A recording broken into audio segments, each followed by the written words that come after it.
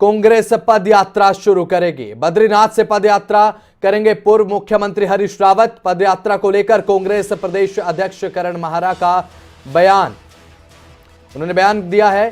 कांग्रेस प्रदेश अध्यक्ष करण माहरा ने राज्य सरकार पर आरोप लगाया है, युवाओं को नौकरियां न देने का आरोप उन्होंने लगाया है। उन्होंने कहा कि नौकरी के नाम पर छलावा किया गया है। बिगड़ती कानून व्यवस्था, पंचायत चुनाव में धांधली का भी आरोप उनकी तरफ से लगाया गया। चार धाम यात्रा को लेकर भी प्रदेश अध्यक्ष करण माहरा बोले। चार धाम यात्रा में सबसे अधिक यात्रियों की मौत का रिकॉर्ड बना है, एक तंज के रूप में कसा है।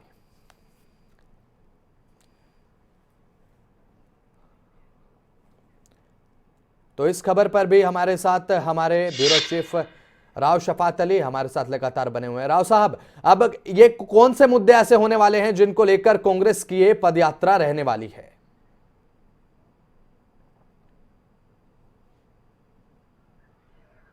जी बसंत, देखिए उत्तराखंड में जो आरोप लगा रही है विपक्ष राज्य सरकार पर, वो लॉ एंड ऑर्डर को, यानी कि जो कानून व्यवस्था बिगड़ रही है उसको लेकर के लगा रही है। दूसरा, नौकरियों के नाम पर नौजवानों को छला जा रहा है, ये कहना है विपक्ष का यानी कांग्रेस का। तो इन्हीं मुद्दों को लेकर के कांग्रेस अपनी पदयात्रा शुरू करने वाली है। और शायद ये आइडिया कांग्रेस को, यानी प्रदेश की कांग्रेस को मिला है राहुल गांधी से, क्योंकि राहुल गांधी अभी जो अपनी पदयात्रा कर रहे हैं, भारत जोड़ो आंदोलन चला रहे हैं, तो उसी से शायद ये आइडिया उत्तराखंड के कांग्रेस नेता है उनको भी मिला है। जो अगला महीना होगा वो राज्य सरकार को घेरने का महीना होगा, यानी विपक्ष तमाम तैयारियां कर चुकी है। अगले महीने का जो पहला सप्ताह है इसमें पदयात्रा निकाली जाएगी। पूर्व मुख्यमंत्री हरीश रावत बद्रीनाथ से पदयात्रा करेंगे और जो करण माहरा है प्रदेश अध्यक्ष है, वो अपनी टीम के साथ पदयात्रा करेंगे। पूरे सप्ताह यानी कि राज्य सरकार को घेरने की विपक्ष ने तैयारी की है।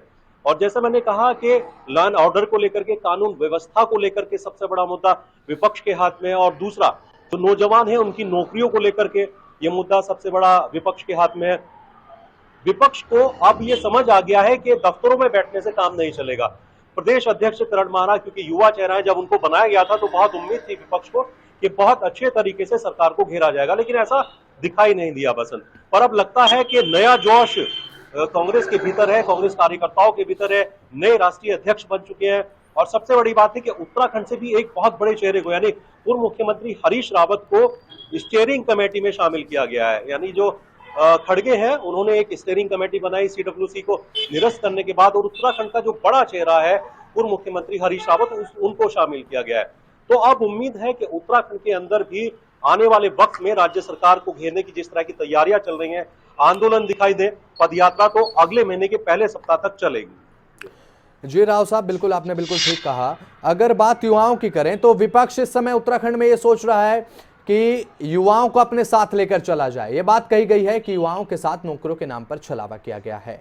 तो वहीं दूसरी तरफ अगर बात करें धामी सरकार की, तो धामी सरकार ने पिछले कुछ समय में जिस तरह से कार्रवाई की है, चाहे वो विधानसभा में बैकडोर भर्ती हो, यूके SSS परीक्षा भर्ती का घोटाला हो, ऐसे में निष्पक्ष और विकटतम कार्रवाई करके युवाओं को आश्वस्त करने का काम कहीं ना कहीं धामी सरकार ने किया है। तो ऐसे में विपक्ष की जो नीति है कहां तक सही बैठती है राव साहब?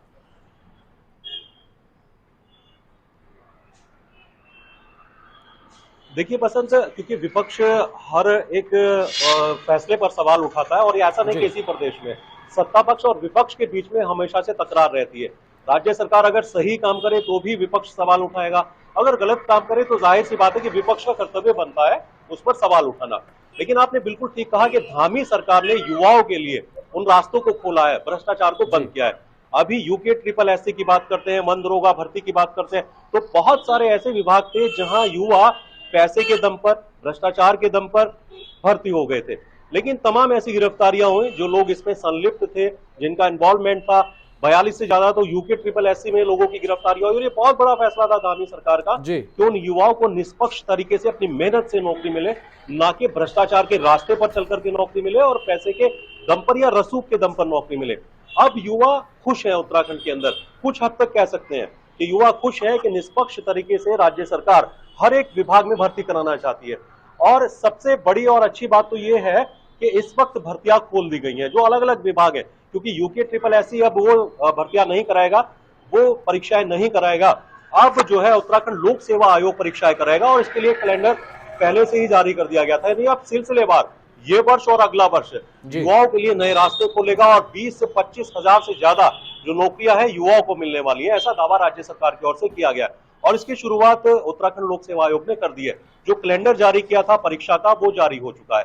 तो उम्मीद है उत्तराखंड के युवाओं को कि अब निष्पक्ष तरीके से वो अपनी मेहनत के दम पर भर्ती हो सकेंगे।